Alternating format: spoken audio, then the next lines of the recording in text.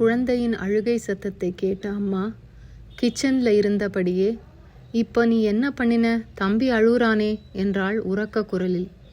அம்மா, தம்பி கூட விளையாடிட்டுருக்கேன் என்றாள் மகள். திரும்பவும் அழுகை சத்தம் கேட்டவுடன் சமையல் வேலையை விட்டுவிட்டு வந்தாள் அம்மா. அழுது கொண்டிருந்த மகனை தூக்கி கொண்டாள். அழுகை நிற்கவில்லை. தனது மகன் கை காட்டிய திசையில் பார்த்தாள். மகள் கையில் அந்த பொம்மை இருந்தது. அம்மா தன் மகளை பார்த்து, அந்த பொம்மையை என்கிட்ட கொடு என்றாள்.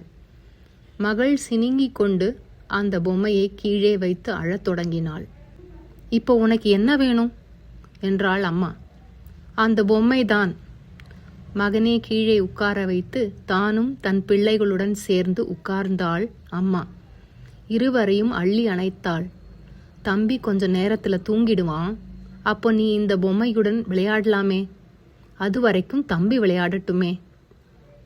அந்த பொம்மையை மகளிடம் கொடுத்து, நீயே இதை தம்பிக்கு கொடு என்றாள். அதை வாங்கி தம்பியிடம் கொடுத்தாள்.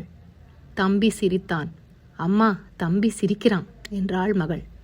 அம்மாவும், நீதான் அவனை சிரிக்க வைத்த, வெரி குட் என்றாள் கன்னத்தில் முத்தமிட்டபடியே.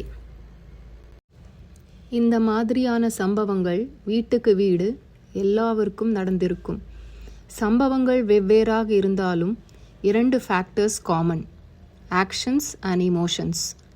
தம்பியின் அழுகைக்கு சிரிப்பிற்கு காரணம் அக்காவின் செய்கை, அதாவது ஆக்ஷன் தான். பொம்மையை பறித்ததால் தம்பி அழுதான். பொம்மையை திரும்ப கொடுத்ததால் தம்பி சிரித்தான். அக்காவின் மகிழ்ச்சிக்கும் சோகத்திற்கும் காரணம், பொம்மை தன் கைக்கு வந்தவுடன் சிரித்தபடியே விளையாடினாள்.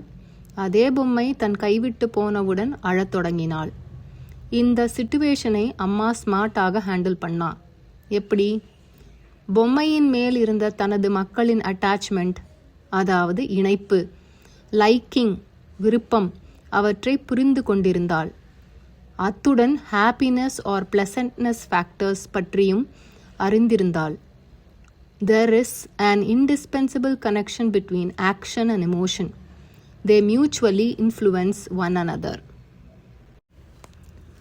நமது வினைகள் நமது உணர்ச்சிக்கு காரணம். அதே போலவே நம் உணர்ச்சிகளின் வசப்பட்டு செயல்படுகின்றோம். உணர்ச்சி, செயல், இந்த இரண்டில் எதை நம்மால் கட்டுப்படுத்த முடியும் சிறிது முயற்சி செய்தால்? உணர்ச்சி அல்லது இமோஷன்ஸ் ஆர் இன்டர்னல், ஆக்ஷன்ஸ் அல்லது செயல்கள் ஆர் எக்ஸ்டர்னல். நீங்களே யோசித்து சொல்லுங்கள், இவை இரண்டில் நாம் எதை ஈஸியாக மேனேஜ் பண்ணலாம்? You are right, actions. அம்மா அந்த பொம்மையை தனது மகளிடம் கொடுத்து அதை தம்பியிடம் கொடுக்க சொன்னதற்கான காரணமும் இதுதான். Creating a small distance between object and emotions. In big words, teaching detachment. அம்மா மகளுக்கு தனது தேவையை அல்லது செயலை ஒத்தி வைக்க அல்லது டிலே செய்ய கற்றுக் கொடுத்தாள். நாம் எல்லோருக்கும் சில ட்ரிகர் பாயிண்ட்ஸ் இருக்கிறது. இதை தெரிந்து வைத்து கொண்டிருக்கும் சில நபர்கள் ஃபன் என்ற பெயரில் நம்முடைய உணர்ச்சிகளை தூண்டிவிட முயற்சி செய்திருப்பார்கள் அல்லவா? இந்த மாதிரியான சிச்சுவேஷன்ஸில் தான் நாம் ஆக்ஷன் இமோஷன் சைக்கிளை நினைவிற்கு கொண்டு வர வேண்டும். See or watch your emotions. Postpone or delay your action. நம்ம அனுபவத்தில் எவ்வளோ ஜாலியாக ஆரம்பித்த கேதரிங்ஸ் எல்லாம் சண்டையில் போய் முடிஞ்சிருக்கு. காரணம், some of us are caught in this action emotion cycle.